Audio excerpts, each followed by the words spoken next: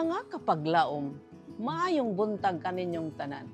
Ang atong hilisgutan karong Enero 27, giuluhan og ang panahon sa pagkatibulaag, bahin 2. Ang atong teksto makita sa Mateo 26:31. Unya si Jesus miingon kanila, "Pagasamaran ko ang magbalantay, og magkatibulaag ang mga karnero sa panon."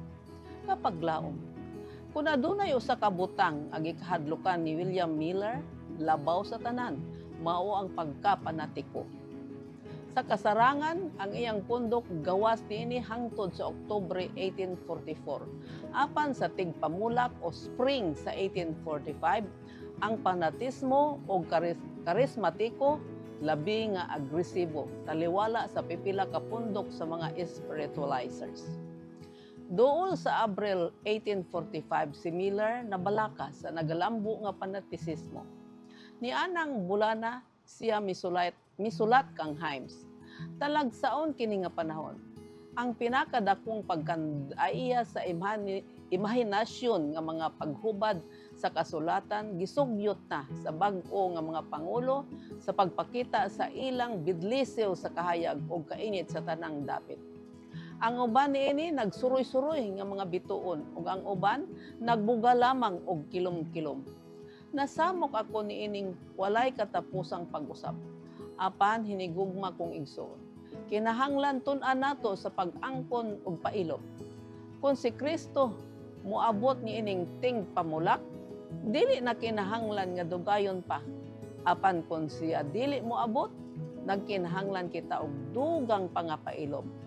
Ako andam sa labing pinakadautan ug naglaom sa labing pinakamaayo.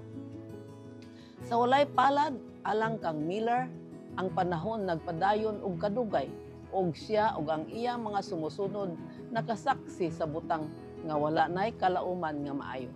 Sa ulahi, mga napulo ka bulan ang milabay, ang masakiton nga si Miller nagsulat. Wala pa ako mahuwasi sa kasakit.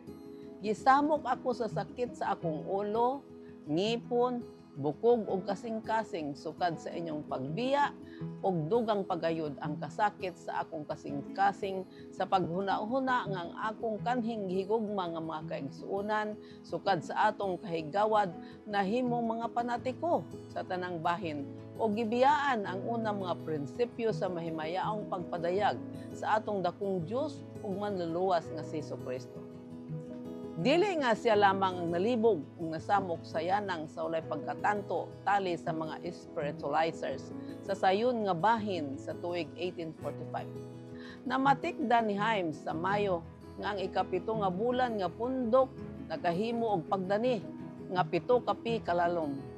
Ang problema sa tanang Millerites sa sayo nga bahin sa 1845 mao ang pangutana bahin sa ilang pagkamao o identity. Ang nagkalain-laing mga sikta, mga kalihukan, adunay nagkalain-laing mga tubag niini nga pangutana. Apan sila nagatagad sa samang mga problema. Sa tinaw nga pagkasulti, lisod ang pagpabiling tulid panahon sa dakong kasamok. Mao kini ang kahimtang ug sa kanunay magpadayon kini. Ang atong inadlaw nga pag-ampo mao nga ang Dios magatabang kanato sa pagbarog sa atong duha ka tiil sa yuta ug ang atong hunahuna ana sa tin-aw nga panghunahuna ilabi na sa panahon sa kasamo.